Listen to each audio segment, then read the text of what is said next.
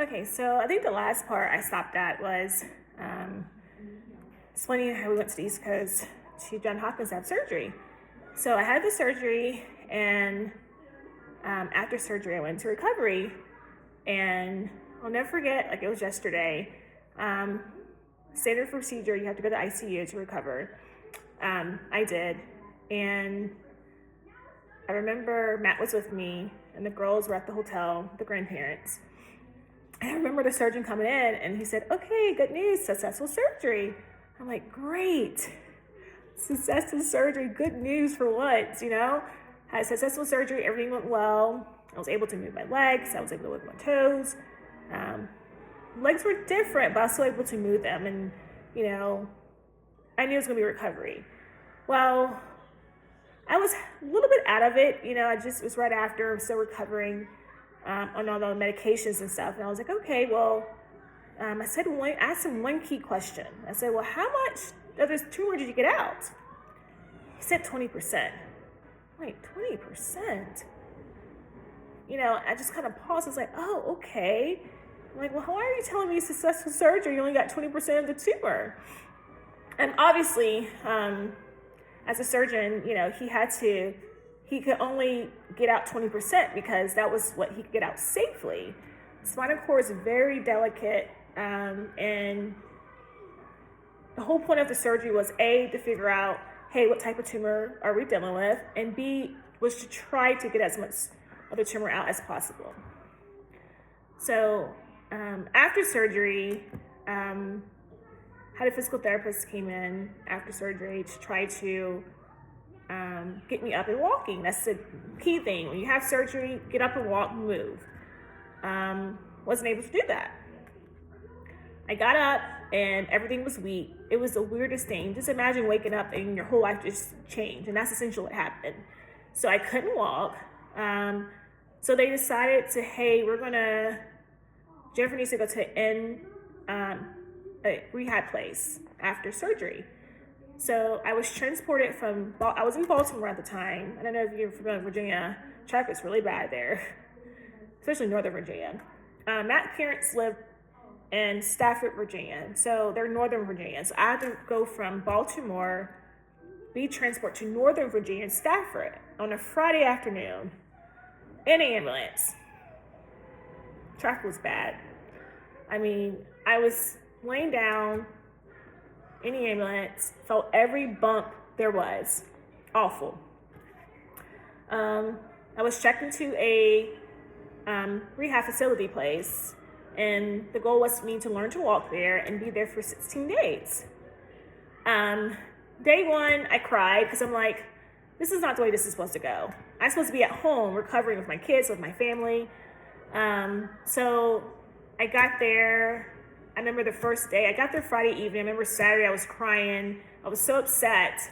And I was like, all I want to do is take a shower. By this time, I haven't taken a shower in 5 days because of surgery and recovery and the wound on my back and everything. So they helped me take a shower. And essentially that Monday, I was going to start doing 3 hours of physical therapy, 3 hours a day for 5 days a week. And essentially, the whole point of this was to tell my body, okay, nerves, this body, this is what you're supposed to do. You're supposed to walk. Your nerves need to wake up and do what it's supposed to do. And so Monday, Tuesday, Wednesday goes by. And Wednesday, the surgeon calls like, hey, we found out what type of tumor is on your spinal cord. I said, okay. It was the evening. It was kind of weird to me because it's like he's calling me 6 o'clock. It was like a 6 o'clock evening. I'm like, why is it so late? Like, why does he have to tell me today? Obviously, we were hopeful and looking for great news. And my husband came, he left the girls at his parents' house, and he came and he was, did a video chat with the surgeon. And he was like, okay, well, so when someone says, well, I was like, great, what is the news going to be? He said, well, we found out, unfortunately, that the tumor, I don't know if it's the right term I'm using, it was like a stage 4 or grade 4 tumor, where she could have. And not only that, the tumor is called, I don't know if I'm pronouncing this right, glioblastoma. The worst tumor you can have. Usually this type of tumor is in the brain. However, mine was in the spinal cord. Very rare. especially for me, female, not only a female, but being an African-American female, that was very rare. So, I was upset. I was crying. I'm like, my heart just kind of like, I feel like I was just like frozen time, like, okay. Because we were hoping that it was a low grade. He even said, oh, you never know what you have until you go to the pathologist and they test it, figure out what type of tumor you have in your body. And I'm like, how is it I get the worst tumor there is? So I never researched the tumor. I never forget that day. Matt and I found out the news, and we were sad. We were really sad. We were, because you don't know what you're up against. You don't know what.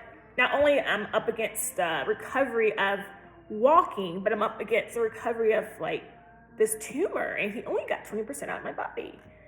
So we video chat our parents, FaceTime our parents, a group FaceTime. And I remember being kind of like down and sad because everything's flashing by, and I'm like, okay, I'm 34 years old, healthy female, never had any major health issues, have a husband, I have 2 beautiful girls who are young. They need their mommy. I need to be here. They need me. Is what I'm going through my head. So we FaceTime our parents and told them, and I never forget, we told them, and they were just quiet. And quiet, sad, and I don't remember what I said, but I remember my dad was like, okay, wait a minute, stop. This is not a death sentence for Jennifer. This is not a death sentence. And my dad's a pastor. He has a church in Winston-Salem, North Carolina, and he started to speak the word. By Jesus' stripes, Jennifer is healed and made whole. He starts speaking that, and that's what I needed. I didn't need someone sitting there crying with me, holding my hand, having ooh la la moment. I didn't need that. I needed someone to right then and there speak the word. Life and death were in the power of tongue. So at that moment, I literally snapped out. I was like, okay, get it together, get it together, get it together. Get it together, Jennifer. You have to get it together. Get your thoughts together right then and there. And I had to make another decision. Okay, what are you going to do? You're going to cry, pout about it, and go Google. I've never Googled a tumor. Never will. Because it's all bad news. So, or I had a choice to say, okay, I have to put the word in me. I have to go through my Bible. I have to find every scripture in the Bible that talks about how Jesus healed people. I had to, because I knew that this is like a life and death situation. This is not like, oh, we're just sitting here and we're just gonna, this was just like we eat every day and we put food in our bodies and we feed ourselves to get energy, to have energy, to be healthy. I had to do the same thing. I had to say, okay, I have to read my Bible. I have to put the word inside of me. This is a spiritual part of it. Put the word inside of me. Feed my spirit so I can have the faith I need to get through this. So my dad just shut it down. I was like, no, this is not death sentence. We're going to speak the word. And that's what I needed. I didn't need anybody holding my hand. I needed someone. And that's what's very important. Like when you ever get bad news, especially health news or any news, you have to make sure you have the right people around you. If it's not you who has that strength or that faith in you to speak and have that word in you, or it's a friend, a family member, or whoever, like who you tell is very important. And I think after that day, when I found out what type of tumor it was, I never talked about it. I never said what type of tumor it was because I was very cautious about my words. In Proverbs, it talks about how life and death were in the power of the tongue. So I was like, you know what? I ain't speaking about this tumor. This tumor has no dominion over me. I am healed. I am whole. I said that every single time.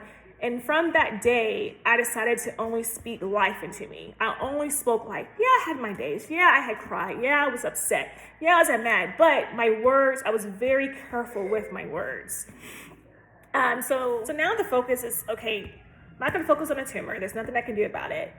Just put the word inside of me. Get it into my heart and just really focus on the walking. So from that moment, I was like, okay, just focus on walking, focus on getting back on your feet. And that's a whole nother journey that I'm going to come back and talk to you about because I'm still in the journey. But it took me 2 years to kind of even share my journey because I had to literally shut everything off and just really focus on my recovery, take away the distractions, get off of social media, give me a distraction, and really focus on just really getting the word inside of me. Because that's all I had to do is trust God. So I will start part 3 sometime next week and kind of tell you where I'm at in my journey and kind of tell you how it was in the inpatient facility.